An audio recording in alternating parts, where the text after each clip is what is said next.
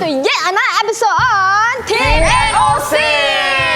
So ever since the last horror story video, everybody has been asking when's the next one. So since Halloween is around the corner, today we're gonna share more stories. And my stories are very scary. You'll get goosebumps and all that. Really? Yeah. Oh, it's real life story. Real one, Yeah, with my mom. You experience? What? Real. Yeah, real one. one. Okay, so before we begin, don't forget to hit the subscribe button. Let's go. Hey, Das, you wanna go first? Of course, it will be my pleasure.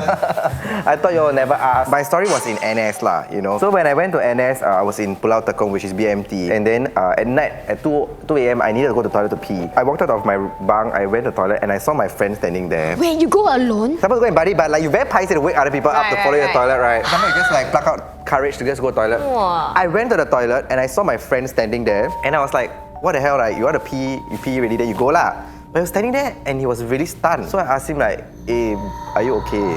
Then he keep on like, cannot really answer my question. Then I think I sort of got what he was going. My God. So I further dragged him out of the toilet and said, hey, what happened? Drag? Yeah, I dragged him out of the toilet. What if it's not your friend? I don't know lah. So I just dragged him out of the toilet. Then I asked him like, what happened? Then he said, I saw a girl crying in the toilet. Huh? In the male toilet? Yeah, in the cubicle. In Tekong eh? Yeah, and our company Tekong or is Tekong? And our company is purely boys only, so there's no such thing as girls there. Right. And then he said, I saw a girl, she was crying, I saw a girl, she was crying. So I first bring him to his room and then like let him go.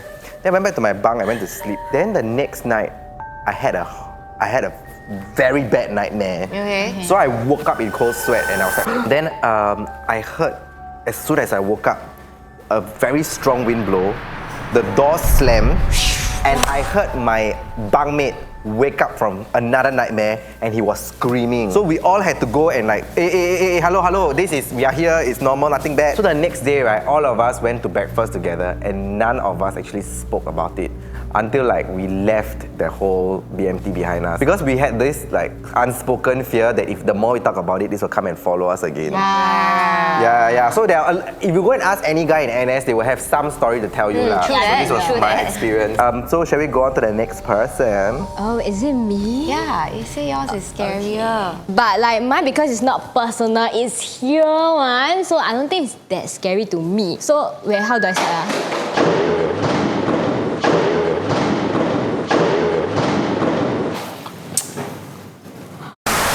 So this was a story I heard when I entered TP School of Design. So there were two very known spirits in the school.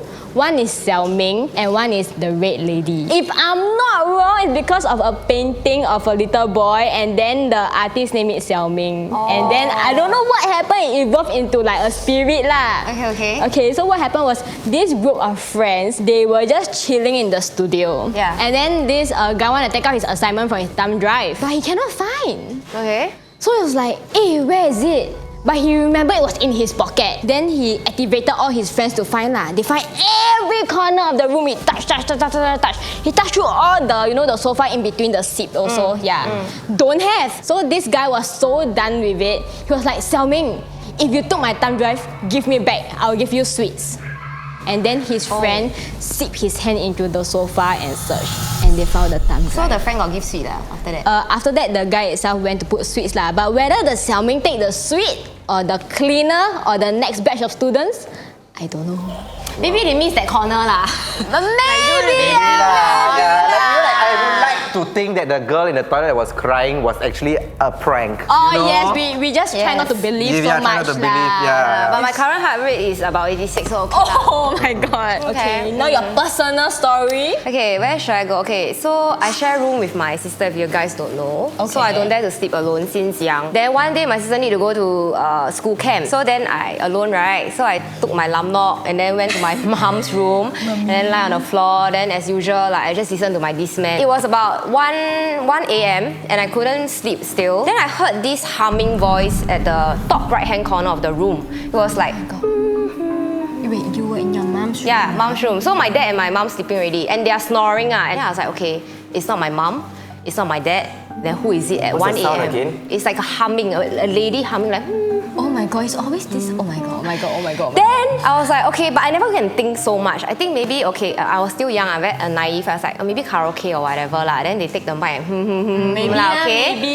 So next day, my sister came back already. Then I asked my sister, hey, Jia, I heard like a humming lady voice. Then they say, oh, very normal. Every night I also hear one while you're sleeping. Then really, man? Then who is it? I also don't know. I don't care. So my sister is very brave. Then one day, back in those days whereby you like to talk on the phone with your friend, right? Then I was in my room. My mother was in her room watching TV, and I was on the phone with my friend. And I still remember my friend's name is called Rachel. Okay. Then I was like talking, like, oh yeah, this one very interesting, yada. Then the humming went.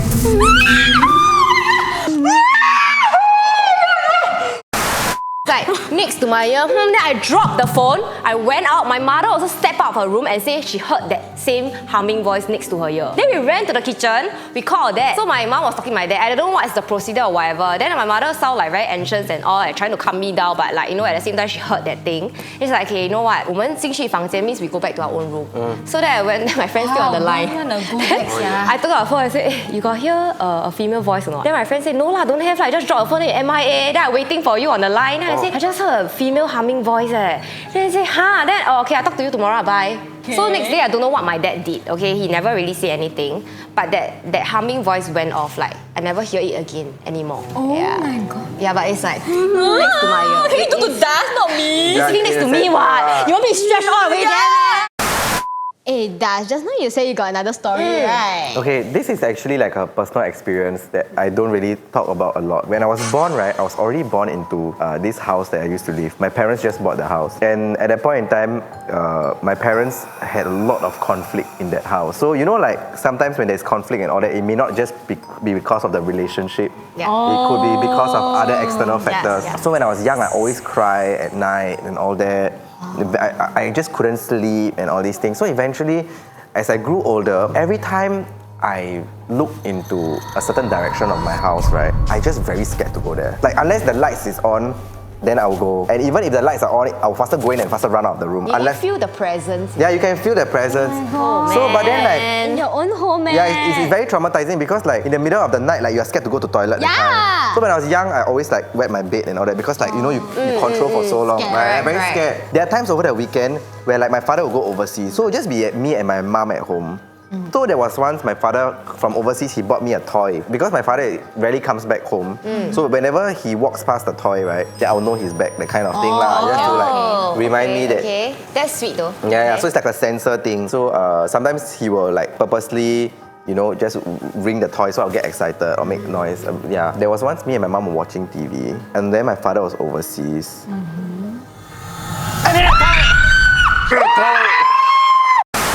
And then the toy started making noise.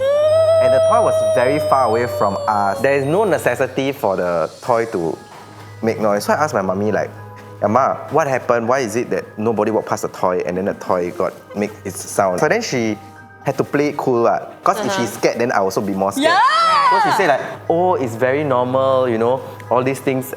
Sometimes maybe the battery is very defective or something. Some scientific thing. Or the sensor is oversensitive or something. Yeah. Every time we go to sleep at night, right?